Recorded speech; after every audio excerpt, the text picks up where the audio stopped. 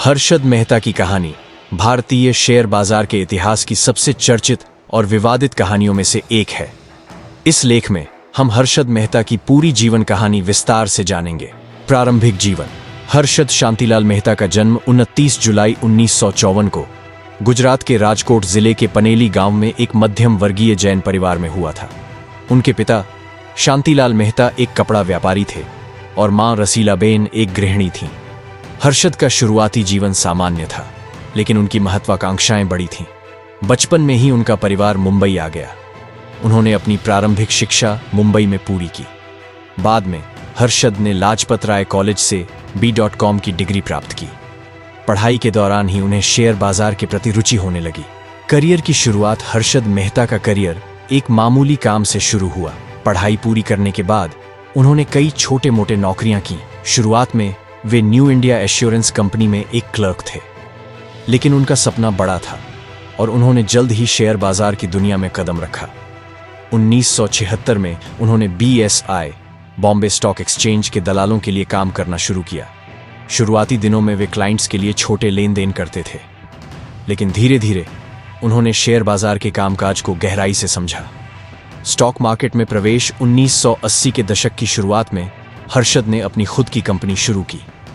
Way Growmore research and asset management के नाम से एक फर्म चलाने लगे। हर्षद ने शेयर बाजार में अपनी खास रणनीतियों और सूझबूझ से तेजी से सफलता पाई।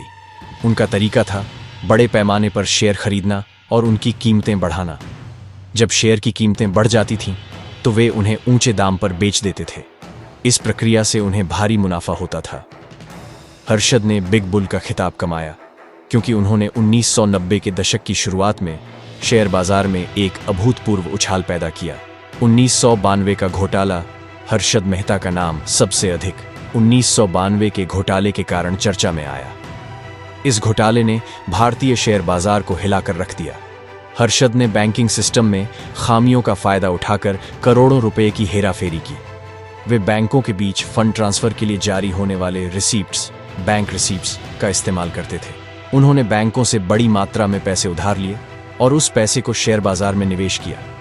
जब शेयर की कीमतें बढ़ जाती थीं, तो वे उन्हें बेचकर भारी मुनाफा कमाते थे। लेकिन समस्या तब शुरू हुई जब उन्होंने उधार लिए पैसे वापस नहीं किए। घोटाले की कुल राशि लगभग 4000 करोड़ रुपए थी, जो उस समय एक बहुत बड़ी रकम मानी जाती थी। घोटाले का खुलासा। 1992 में पत्रकार सुचेता दलाल ने टाइम्स ऑफ इंडिया अखबार में हर्षद मेहता के घोटाले का खुलासा किया। इसके बाद भारतीय रिजर्व बैंक RBI और सेबी ने जांच शुरू की। घोटाले का पर्दाफाश होने के बाद हर्षद को गिरफ्तार कर लिया गया। उन पर कई आरोप लगे, जिनमें धोखाधड़ी, जालसाजी और साजिश शामिल थे। सजा और गिरावट। घोटाले के बाद हर्षद का जीवन पूरी तरह बदल गया। उन्हें जेल भेज दिया गया और उनके खिलाफ 72 आपराधिक मामले और 600 से अधिक सिविल मामले दर्ज किए गए। उन्होंने अपने बचाव में कई प्रयास किए, लेकिन उनकी संपत्ति जब्त कर ली गई। उनके जीवन का अधिकांश समय कोर्ट के चक्कर काटने में बीत गया। हर्षद मेहता की मौत 31 दिसंबर 2001 को तिहाड़ जेल में हर्षद मेहता का दिल का दौरा पड़ने से निधन हो गया। उनकी मृत्यु के समय वे केवल 47 वर्ष के थे। विरासत और विवाद। हर्षद मेहता की कहानी आज भी भारतीय वित्तीय इतिहास में एक महत्वपूर्ण घटना मानी जाती है। उन्होंने जहां एक ओर शेयर बाजार को नई ऊंचाइयों तक पहुंचाया, वहीं दूसरी ओर उनके घोटाले ने लाखों निवेशकों का विश्वास तोड़ा। उनकी कहानी से भारतीय वित्तीय प्रणाली को सुधारने की प्रेरणा मिली। उनके बाद भारतीय शेयर बाजार में नियमों को कड़ा किया गया।